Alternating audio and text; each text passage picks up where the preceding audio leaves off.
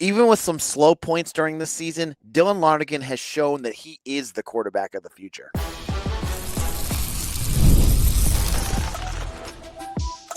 You are Locked On Boston College, your daily podcast on the Boston College Eagles. Part of the Locked On Podcast Network, your team every day. This is Locked On Boston College, your team every day. I'm your host, AJ Black of Eagle Insider, part of the 247 Network. I've been covering Boston College for over a decade. If you're looking for Boston College news, analysis, and details on your Eagles, you are in the right place. Locked On Boston College is a free daily Boston College podcast available on YouTube or wherever you get your podcast. Today's episode is brought to you by FanDuel. Right now, new customers can get bet just $5, and if your bet wins, you'll get $300 in bonus bets to use across the app. Download the app today. On today's show, basketball. They down Hampton at home in a kind of a snoozer, but I'll explain what happened in that game. What does Dylan Lonergan need to be successful this year? And I'll explain why he's going to be the answer moving forward. So let's dive into this. Now, this season has been marked by a quarterback flipping, flopping. We'll call it that. Where, we've seen a healthy dose of Grayson James. We've seen a healthy dose of Dylan Lonergan. And at different points during the season, neither of them have been very successful. We started the season off, and Lonergan through the first three games against Fordham and Michigan State, and even some of the game against Stanford, he looked like the future of this program. You watched him; he's thrown for over 300 yards in many of these games, and the touches on his pass and the way he's running this quick offense, it was something to behold. He hits the middle of the season, and everything comes off the rails. He struggles against Clemson. He struggles against Pitt. Cali didn't look all that great. And you start to wonder what's going on. Is this teams figuring him out? Or is he just hitting a slump? Is he going to get over this? And then he gets yanked. We see him kind of bouncing back and forth for the next couple of weeks with Grayson James. And finally, we see him against Georgia Tech this last week. And you finally get to see a quarterback that really has found himself again. He threw for over 350 yards. He threw multiple touchdown passes. He had that offense clicking. And so that asks the question, what happened? Why is he back this way? Well, Bill O'Brien has said over and over again this season that, hey, this is Dylan's first, go at being a collegiate quarterback. You got to give him a little bit of time. And you may see quarterbacks out there like Mason Heitzel at Pitt and, Jackson, Sagatapatelli at Cal, who just pick it up like that. And that could happen. But there's other quarterbacks that do take a little bit of time. And you're looking to make sure that they don't completely fall apart. And the Georgia Tech game to me showed me that Lonergan has not fallen apart. That he has figured out this offense. And when things are going the right way, he's doing pretty well. Now, to be fair to him, that middle of that season, we've said all along was going to be really tough. Look at the defenses he played against. Notre Dame, one of the best in the country. Clemson, one of the best in the country. Pitt, very good. Louisville, very good. SMU, very good.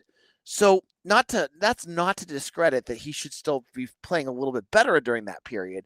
But to combine that with what O'Brien said, you kind of see that that's going to happen. And to additionally add that there's factors out of his control that have made this season tough too. The offensive line, for instance, in some of those games, really struggled. Now, the pass protection in some games, like Georgia Tech, Cal, Stanford, they had their moments where they were okay and they were fine. But they also had moments where Lonergan or even Grayson James had less than 2 seconds to throw the football. I don't care if Tom Brady's back there. He's not going to be able to be an effective quarterback if he's got less than 2 seconds to get rid of that football. And for some of those games, that's how quick the ball had to come out. So that's a big factor. The other big factor with Lonergan is his injury. Now, Graham Dietz of SI said that, he heard that Lonergan re-injured himself against Fordham, which lines up with what we heard about him potentially being in boot earlier in the season. And I think it was something to do with something in his foot. And since then, he hasn't felt 100%. That makes a lot of sense because I had said during camp that I thought Lonergan looked mobile.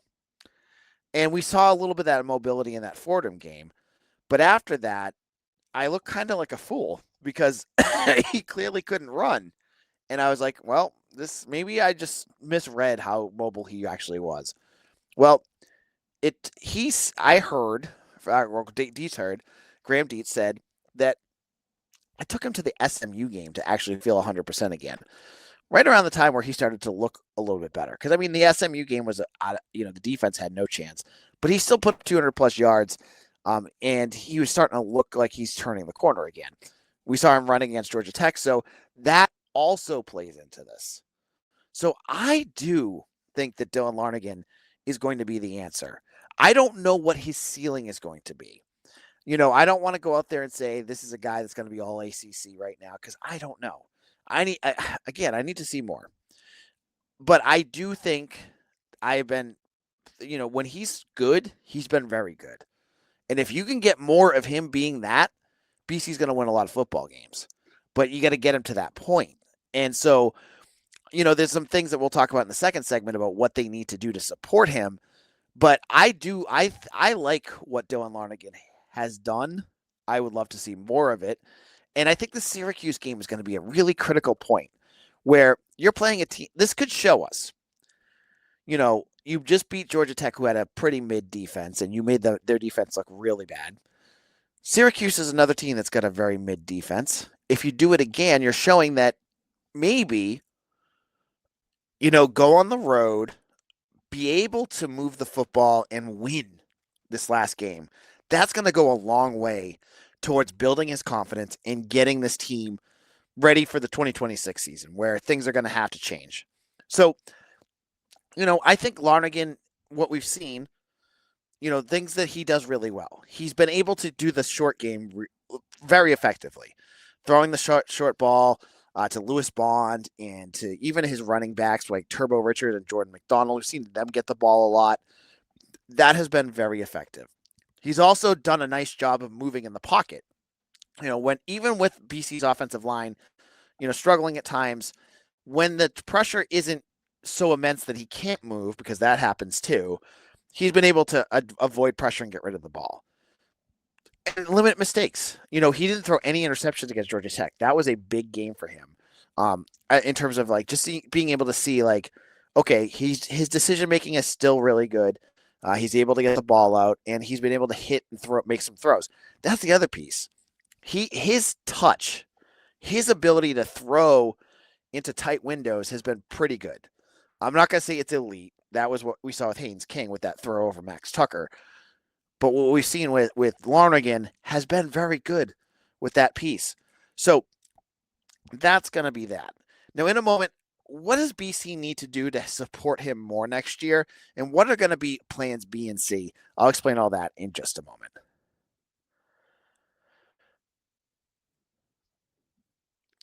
The NBA is back, and there's no better place to get in on the action than FanDuel, the official sportsbook betting partner of the NBA. Even if you missed the start of the game or want to ride the hot hand, FanDuel has live bets on everything from who will score next to fourth quarter comebacks. Plus, you can combine your live bets into a same-game parlay for a shot at a bigger payout. I've been playing around with it.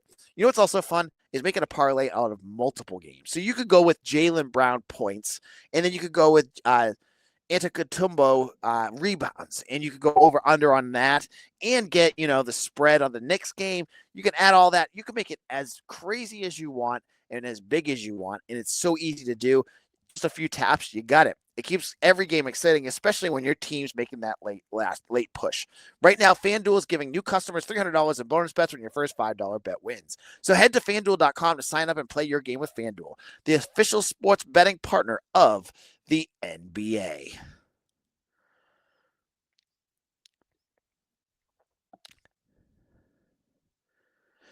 Locked On Boston College, AJ Black of Eagle Insider. Thank you all who have made Locked On Boston College your first listen every day. And to my everydayers, all of you who have made Locked On BC part of your everyday experience, thank you so much. You do mean a lot to me. And even with BC going 1-10, we've had some fun this year. And I've hopefully made some of these tough moments a little bit enjoyable. And that's the thing about this show. I'm doing a daily show. I'm going to make this fun for you guys and give you something to learn as well. Now, the offseason is 1 week away. Well, 2 weeks away because of this darn bye week that I wished was not here, but I'm not going to go on that soapbox again. We're going into next season. What does BC need to do to support Dylan Lonergan? The first thing has to be making sure your offensive line is at the point where it needs to be. This year, it was not. I have to say, between the injuries and just the play of the offensive line, it was a bit of a disappointment because you had players coming in. If you looked at the line that came in out of camp that were veterans that may not be, some of them may not have been, first round draft picks, but they should have been better. You started with Dwayne Alec at center. He struggled bad. You had to get him out of there at center. He lasted to midway through the Stanford game before you went to Michael Krauts. But the bigger disappointment, and again, it has to do with injuries too, I think, is Jude Bowery. Going into the season, the Athletic had him as a first-round draft pick, and he didn't play that way. And again, I think some of that had to do with injuries, but he just wasn't the dynamic tackle that you really needed. He missed time. There was many plays where he was looking like he was hurt, but even when he was on the field, it wasn't to the level that you needed it to be. Same thing with Logan Taylor. Logan Taylor, for the second straight year, he was getting hurt all over the place. And again, that's not, it's a violent game. That's the stuff that happens. He's a tough guy. I get that. But he struggled. He was valuable, though, because Logan Taylor played inside and outside when there were injuries, and we saw injuries up and down that offensive line. But the big piece for BC for this offseason is going to be answering how you're going to fix this offensive line. Now, there's multiple different ways you could do that. You might need to look at your offensive line coach. Is Matt Applebaum the right answer for your line? I'm not sure how Bill feels about him after the season. Sometimes a big 1-10 season can change how a coach views a fellow coach, and they might need to make a change there. Remember, Applebaum was a Jeff Hafley coach that was brought in, but he also has a ton of recruits coming in too. So will he be something that you need to adjust? Additionally, you need to look at your roster. You're going to probably lose Taylor, and you're probably going to lose Bowery. Taylor could come back, it sounds like. I've never heard of this, but apparently UVA players, because of that season that had the shooting death, they could potentially come back. That's what Bill said on his podcast. I'm not sure if that's the case, but if he does, it's fine. But you have to look at the guys you have. Next year, you're going to need players like Robert Smith, Judah Pruitt, Pape Sai, and Ryan McGow to step up. And if you don't think that they're going to be able to step up, or you don't think that you have the depth behind them to challenge them, then you need to go to the portal. We've seen smatterings of, some of these players. We saw a lot of Robert Smith. We've seen a little bit of Judah Pruitt and a little bit of Pape Sai and Ryan McGow. Are they going to be enough? If they are not enough, you need to go to the portal. You have to. It's an expensive position, and you can't do a project like Amir Johnson. Amir Johnson, maybe he will be ready next year, but if you're going to go to the portal, you need someone like Kyle Hergel that you got a couple years ago.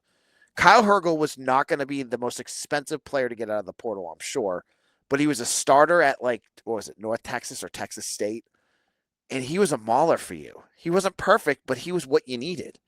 You can find those guys. I know NIL is a hot topic for BC fans, but you can go out there and still find guys at smaller schools that have played a lot that you can fit in. That's what you need. You're not going to get a 5-star transfer at offensive line unless things changed, and I don't know if that will ever happen. But you can go out there and find these under-the-radar guys like Hergel, like Zion Johnson, who can come in here and play immediately. And that's what you need right now. You need these guys to come in and be able to play for you. Additionally, you're going to have to look at your wide receivers and some of your skill positions too. You need to see, you're going to be losing Lewis Bond. And I don't know if any other guys are going to hit the portal. That could happen. But you have not done well here at BC the last couple of years at recruiting wide receivers out of the portal. Look who you brought in. You brought in Jerron Bradley, who I thought looked good in camp. Really didn't play much of a role other than that touchdown that he had against Western Kentucky. You brought in Jaden McGowan, who did nothing, and they both transferred out. You brought in VJ Wilkins this year, who has been a complete afterthought. I don't know what is going on there. But if you lose Bond, you have Reed Harris, Dawson Pugh. You're going to get Jonathan Montague back. You have Nedrick Bolden. I think you're going to need another wide receiver. So that's going to be a position you're going to look at. Tight end, you're going to lose Jeremiah Franklin. Do you feel confident enough with Ty Lockwood to put him in there? Maybe there's a conversation that you need to put another transfer there. Whatever the case may be, there may be skill positions that you're going to need to do that. So adding these pieces to this offense are going to be really critical if you want Dylan Lonergan to take that next step. But what about if he doesn't work out? BC, over the last couple of years, has shown one thing.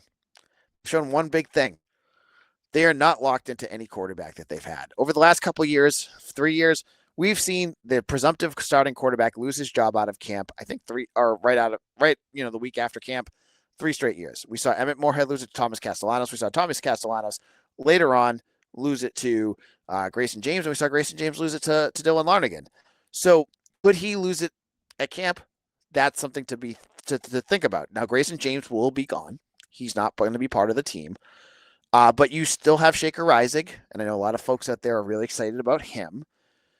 And then you're bringing in Femi Babalola and potentially a second 2026 quarterback. If that's the case, do you have enough depth? 4 quarterbacks should be enough.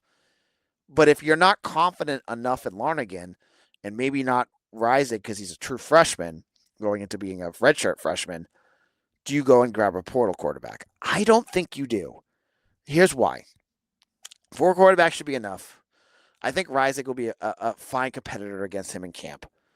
And BC, as we all know, doesn't have an infinite NIL pot. What's the one most expensive positions? Quarterback. Now, they could go cheap. They've done that before. They got Grayson James here. He was obviously very serviceable. And if you need that kind of thing, you could do that. But BC's needs going into this offseason are so big that you can ill afford to be spending your money on a quarterback. When you need edge rushers, you need linebackers, you need offensive linemen, you need secondary depth, you need a lot of help. So going out and grabbing a quarterback out of the portal may not be the top priority at this point. You may just want to, see where it lands with Rising and Lonergan and see if that's going to be enough. Because that should get you through it. So I don't think going into the portal will be that answer. But maybe if there's a guy out there that they can grab cheap, you could do that. We'll have to wait and see. Remember, there's 105 spots on this roster. They can't go over that. So, they probably have a certain amount of spots allocated for each position. If you have 4 quarterbacks, that's a lot. You may not be able to do it again. So in our final segment, that's our conversation on Dylan Lonergan. I just had to talk about that. I really wanted to get into it. In our final segment, I want to talk about the BC basketball game that win an ugly battle at home against Hampton. I'll explain what happened there in just a moment.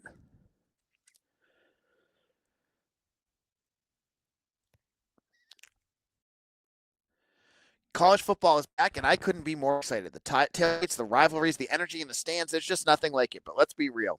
Actually getting tickets can feel more out of a battle than the game itself. Endless queues, hidden fees, prices, and jumping out at checkpoint. That's why I use Game Time, the app that gives the advantage back to the fans. It's the easiest way to score last-minute tickets at the best prices with no surprise fees. What you see is what you pay.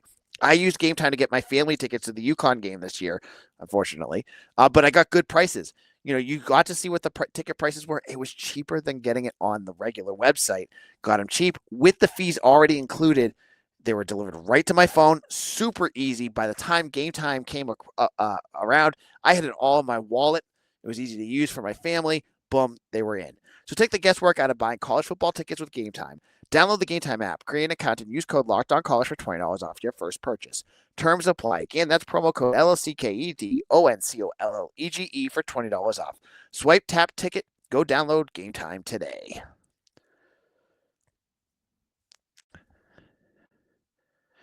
We are wrapping things up here at Locked On Boston College. I'm your host, AJ Black. Thank you all who have, again, made us your first listen every single day.